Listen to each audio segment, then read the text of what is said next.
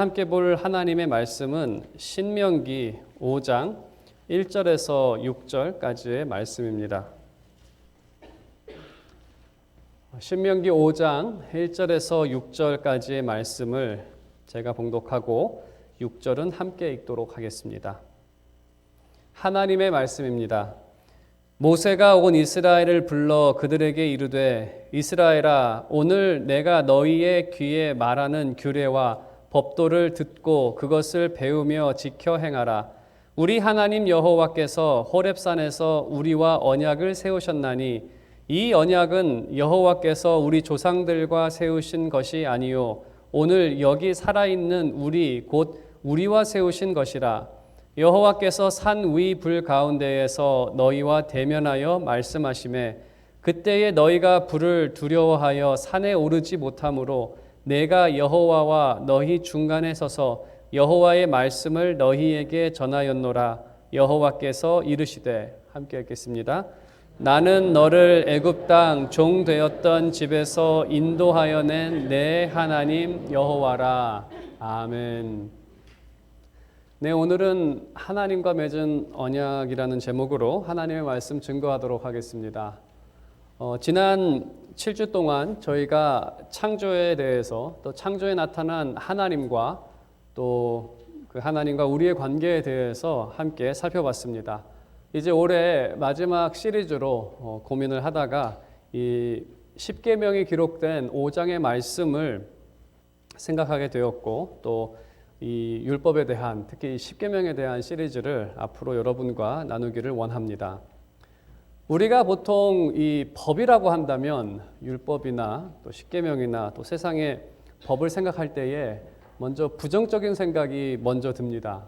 그러니까 부정적인 생각이 드는 것은 나를 좀 이렇게 억압하는 것 같고 자유를 가져가는 것 같고 또 때로는 법이 만들어져도 별로 효과가 없는 것 같고 법이 있어도 나쁜 짓 할 사람은 나쁜 짓 하고 별로 그것을 잘 막지 못하는 것 같고 또 때로는 이 법이 공평하지 않다는 그러한 생각을 하게도 만듭니다. 제가 전에 이러한 예화를 한번 들은 적이 있습니다. 어떤 사람이 그 꼬마에게 1 더하기 1이 뭐냐라고 물었을 때 그 꼬마가 2라고 간단하게 답을 합니다. 이 사람이 변호사 오피스를 찾아가서 변호사에게 1 더하기 1이 뭡니까? 라고 했을 때 그 변호사가 자신의 의자에서 일어나서 그 자기 오피스 방의 문을 닫더니 속삭이는 말로 뭘로 만들어주기를 원합니까? 라고 그렇게 물었다고 합니다. 왜 이게 부정적인가? 그 법이 보통 사람이 알기에는 힘들고 때로는 보통 사람의 상식에 벗어나는 그러한 판결을 하거나 또 그러한 변호를 할 때에 과연 이 법이라는 게 우리에게 유익한가? 법은 마치 전문가들이 자기 마음대로 이렇게 바꿀 수 있는 그러한 인상을 우리에게 주기도 합니다. 우리가 이 하나님의 율법이나 이 말씀에 대해서도 이 시대에 때로는 회의적인 그러한 반응이 있는 이유 중에 하나는 이 율법이나 이 하나님 말씀에 대해서 때로는 선지자나 과거의 선지자들이나 또 목사에 의해서 자기 편한 대로 그렇게 만들어지고 또 그렇게 성도들에게 요구하는 그러한 부분이 있기 때문에 이 하나님의 말씀, 특히 무언가를 요구해야 하는 이러한 하나님 명령에 대해서는 이렇게 좋은 인상을 또 긍정적인 그러한 생각을 하지 않는 것이 이 시대의 모습이고 또 이 시대를 살아가는 많은 크리스천들의 태도인 것 같습니다. 하지만 우리가 이 십계명을 곰곰이 이 신명기 말씀에 나타난 이 십계명을 곰곰이 생각을 해본다면 먼저 십계명에는 하나님을 향한 우리의 요구도 되어 있지만 이것은 백성을 향한 하나님의 뜻이기도 합니다. 다른 말로 하면 신앙인이라면 따라가야 할 그 신앙의 삶의 가이드의 역할을 합니다. 그리고 신약의 관점에서 이 십계명을 좀 깊게 묵상해 보면 왜 예수 그리스도께서 우리를 위하여 십자가에 돌아가실 수밖에 없었는지, 당연히 율법을 깊게 묵상하면 우리가 죄인이라는 것을 이것이 말하고 있기 때문에 예수 그리스도의 십자가의 절대적 필요성을 더 알게 됩니다. 그래서 우리가 이러한 이 생각에서 또 이러한 바탕에서 우리가 십계명을 함께 봐야 합니다. 오늘은 이 십계명이 기록된 신명기 5장 이 서론에 해당되는 왜 이 십계명을 그들에게 주었는지에 대한 이 배경적인 설명을 하고 있습니다. 십계명의 바른 이해를 위해서 우리는 그 배경을 살펴보아야 하고 하나님과 우리의 관계가 어떠한 관계이길래 어떠한 관계에서 이 십계명이라는 율법의 말씀을 하나님께서 언급하는지 오늘은 이 배경을 함께 살펴보도록 하겠습니다. 십계명의 배경은 오늘의 말씀에 기록된 것처럼 하나님과 백성의 언약, 이 언약적 배경에서 이해를 해야 합니다. 하나님께서 이스라엘과 호렙산에서 언약을 맺었을 때에 이 언약은 쌍방간의 약속입니다. 하나님께서 그들에게 무엇을 하겠다라고 하셨고 또 백성도 하나님에게 무엇을 하겠다라는 이 서로에 대한 약속입니다. 마치 계약서와 같은, 계약서에서는 갑이 누구고 을이 누구고 갑은 을에게 무엇을 해주고 을은 갑에게 무엇을 한다는 그냥 서로의 쌍방의 계약처럼 하나님, 우리가 읽은 6절 말씀에서도 그들이 언약을 맺은 상대방이 나 하나님, 너를 애굽 땅 종되었던 집에서 인도하여 낸 내 하나님 여호와라. 그 갑이 누군지를 밝히고 있습니다. 또 갑도 너무 부정적인 그런 뉘앙스가 있기 때문에 하지만 부정적인 뉘앙스로 생각하지 마시고 첫 번째 사람과 두 번째 사람이 있다는 걸로 기억해 주시기를 바랍니다. 이 호렙산에서 언약을 맺었을 때 말씀에 기록된 것처럼 호렙산 그 시내산은 불이 타오르고 있었습니다. 백성이 하나님 앞에 직접적으로 나아가지 못해서 그 모세가 그 중간에서 이 언약을 맺게 됩니다. 그들이 모세가 빈손으로 그 산에 갔었고 그 산으로부터 하나님의 형상을 그들이 보지는 못했지만 하나님의 음성을 그들이 들었습니다. 그리고 모세가 내려왔을 때에 두 돌판에 새겨진 그 십계명을 가지고 내려옵니다. 그래서 그들이 본 것은 바로 그 십계명의 말씀이 하나님께서 하신 말씀이라는 것을 그들은 다 알고 있습니다. 그 사실을 이제 이 모세가 그들에게 언급하면서 이 십계명을 주고 있습니다. 그래서 이 호렙산의 언약은 이 시내산의 언약이라고 부르는 이 언약은 마치 계약서처럼 갑과 을이 서로에게 행해야 할 또 그 의무와 그 약속을 말하고 있습니다. 그리고 이 언약은 가장 먼저 오늘 6절에 읽은 것처럼 하나님과 백성 사이의 역사적 사실로 시작을 합니다.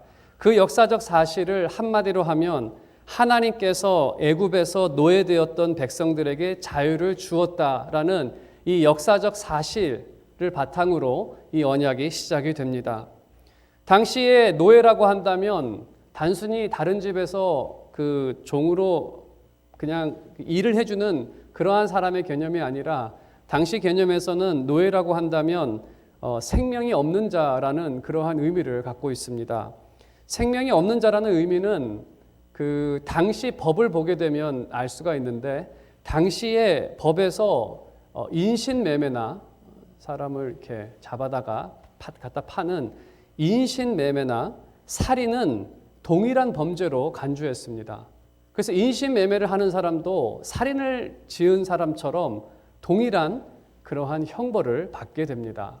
그 이유는 그렇습니다. 인신매매라는 것은 한 사람의 인생, 생명을 뺏어다가 그 인생을, 그 삶을 주인에게 양도하는 것이 인신매매입니다. 그래서 그 사람은 노예가 있는 동안에 자신의 목숨은 자신의 목숨이 아니라 자신의 목숨은 주인이 갖고 있습니다. 주인이 그 노예를 죽이면 그것은 자신의 물건을 그냥 없애는 걸로 간주했지 그거를 살인으로 생각을 하지 않았습니다. 왜냐하면 노예에게는 생명이 없기 때문에. 그래서 그 당시 법이나 그러한 전체적인 측면에서 봤을 때에 이 노예라는 것은 자신이 인생이 자신의 것이 아니고 자신의 생명이 자신의 것이 아니라 자신의 생명은 주인의 것이라는 것입니다.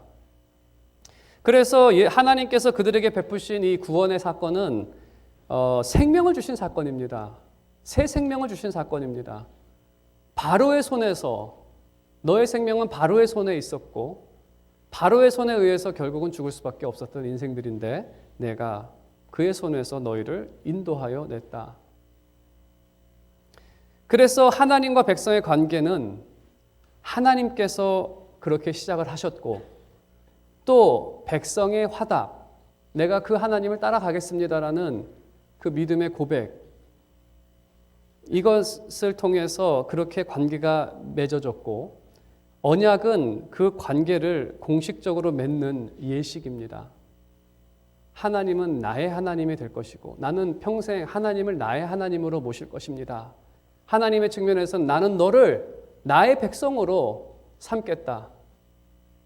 이 서로에 대한 그 쌍방에 대한 약속을 체결하는 것이 바로 이 언약입니다.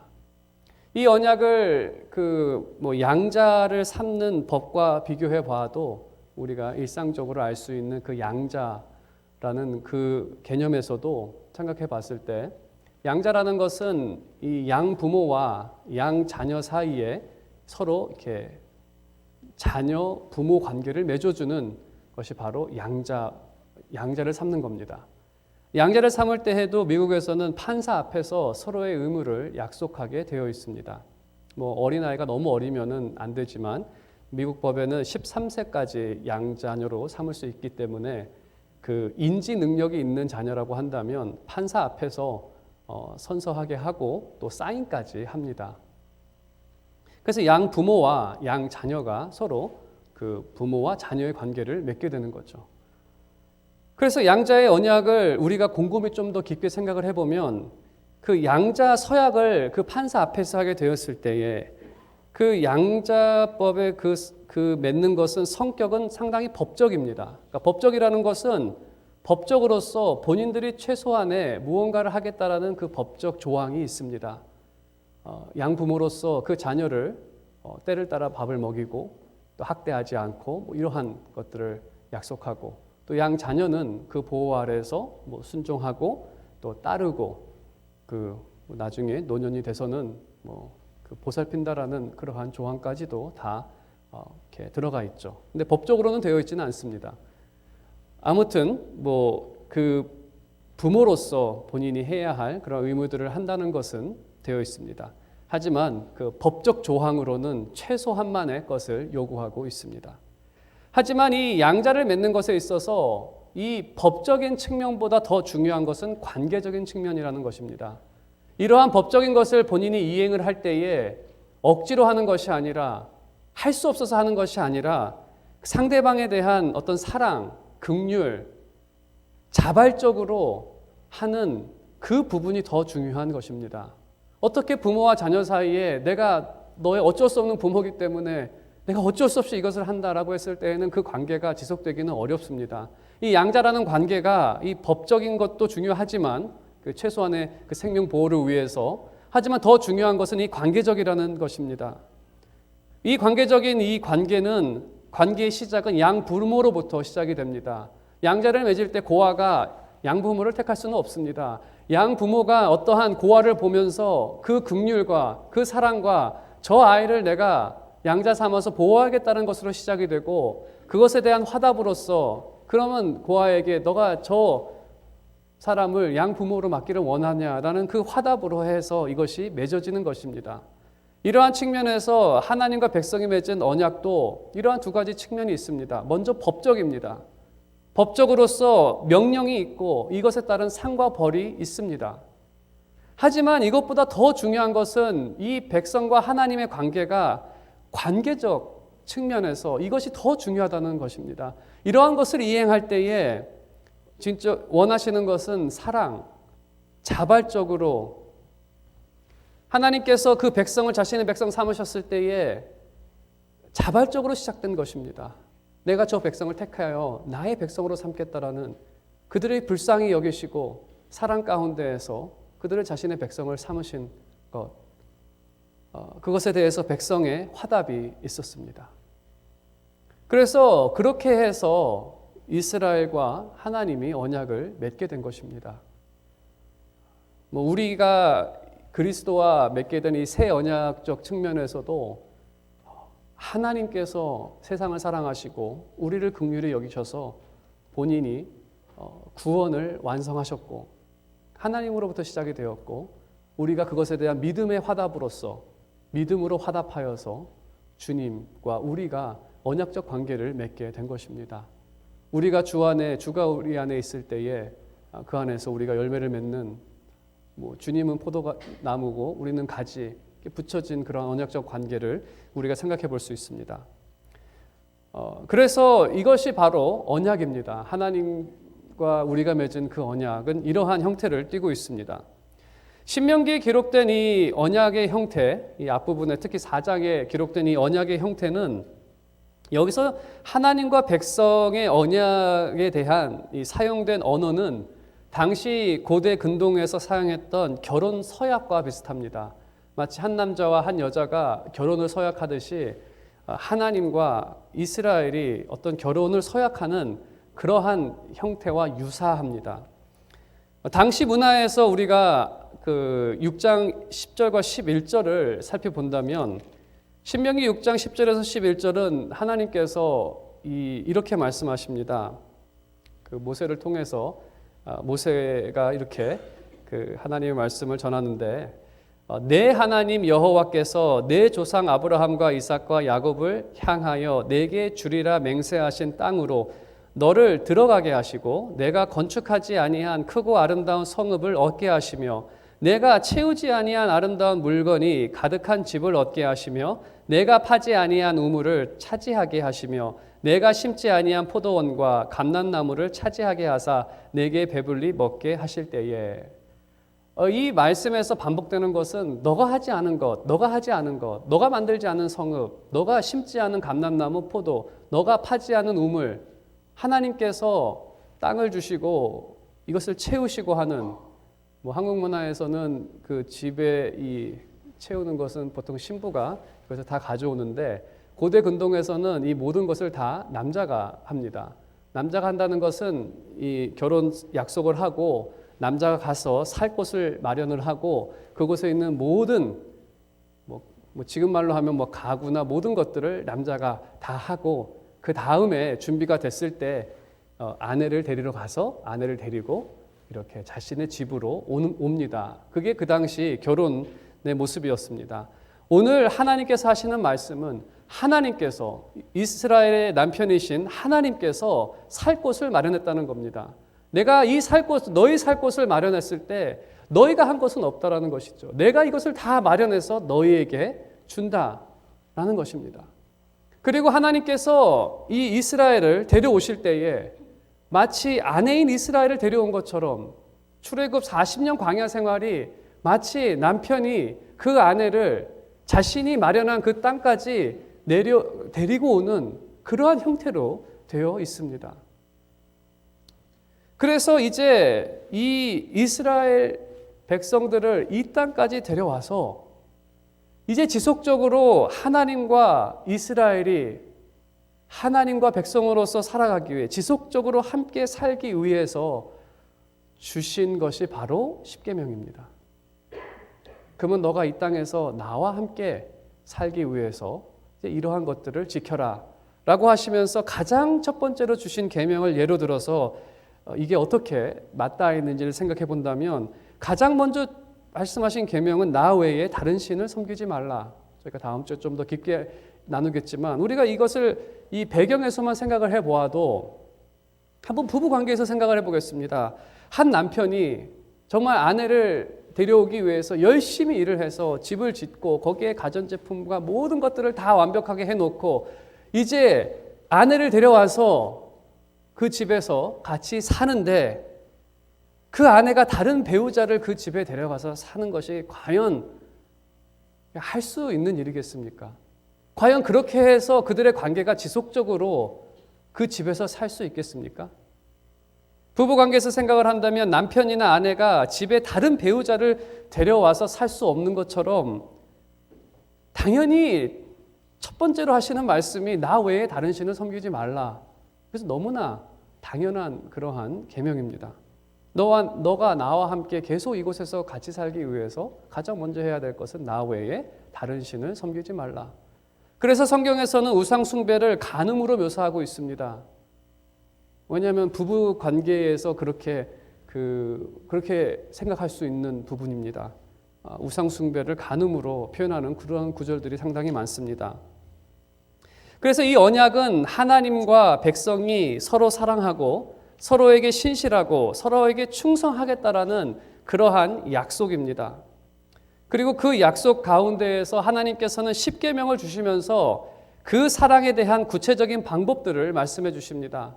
하나님을 사랑하는 방법이 어떻게 하는 것이 하나님을 사랑하는 것인지, 또 이웃을 사랑하는 것이 어떻게 사랑하는 것인지에 대해서 그 구체적인 방법들을 주십니다. 신약 시대를 살아가는 사람들은 이러한 질문을 합니다. 왜 그렇게 힘들게 619개의 율법을 다 알고 지켜야 합니까? 그냥 하나님 사랑하고 이웃 사랑하면서 그냥 살면 안 됩니까? 라는 그러한 말을 하는 분들이 계십니다. 그 두 가지만 지켜도 되는데, 근데 문제는 이것입니다. 백성이 참된 사랑을 할 수 있다면, 하나님을 사랑함에 있어서 참되게 사랑할 수 있고 이웃을 사랑할 때 참되게 사랑할 수 있다면 사실 십계명은 필요 없습니다.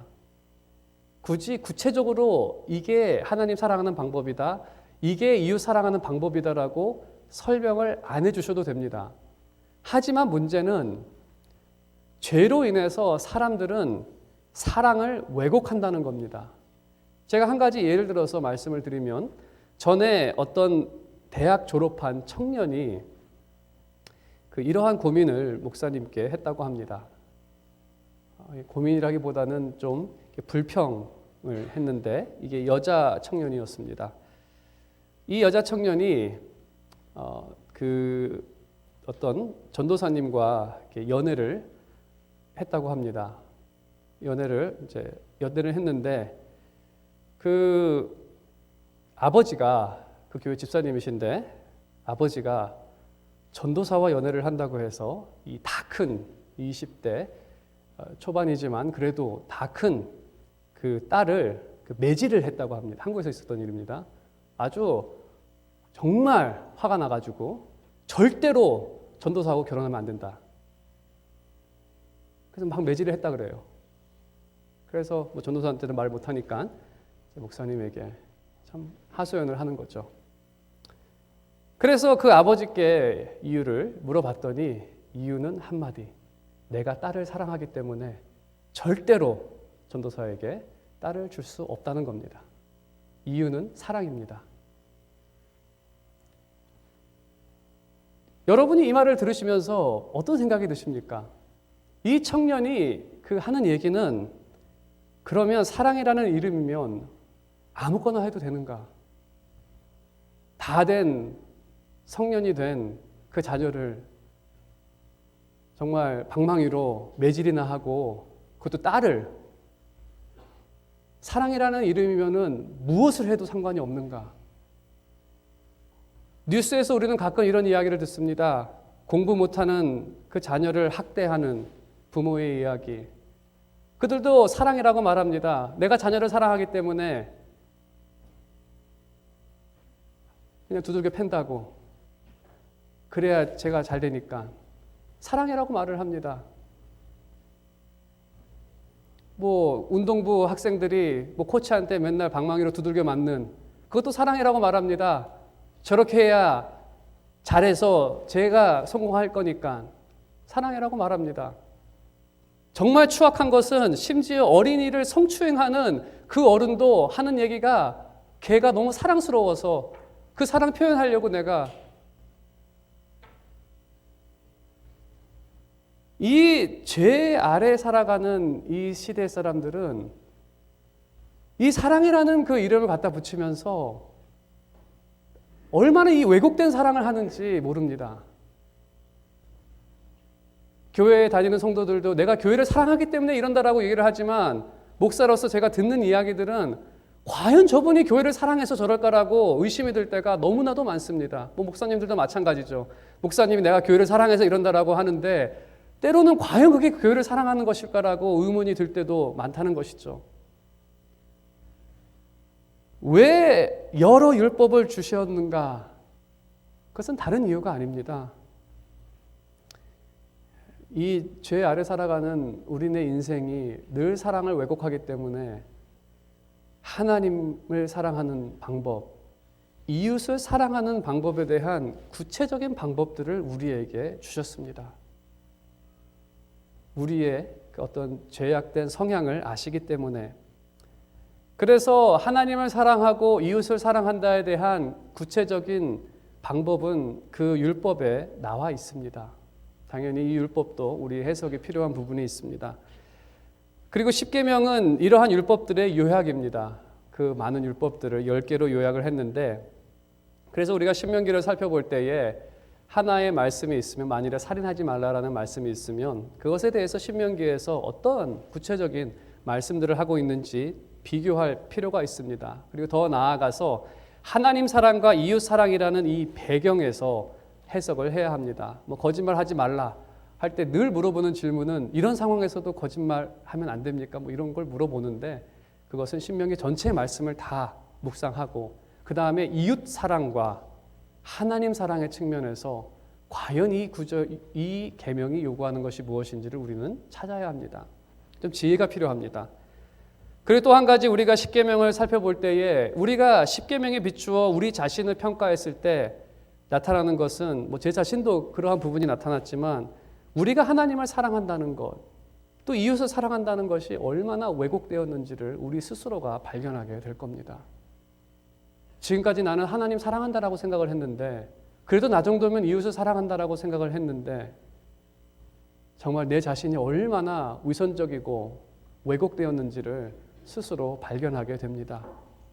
그러면서 그 십자가에 비추어 자신을 평가하게 되었을 때 우리가 다시 한번 붙잡게 되는 것은, 내가 이러한 사람이기 때문에 그리스도께서 십자가에 돌아가셨다라는 그 사실을 다시 한번 붙잡게 되는 거죠. 정말 그리스도께서 십자가에 달리지 않으셨다면 나는 정말 소망이 없었던 그러한 사람이었구나라는 것을 우리가 이 율법 십계명 말씀을 통해서 함께 다시 한번 보기를 원합니다.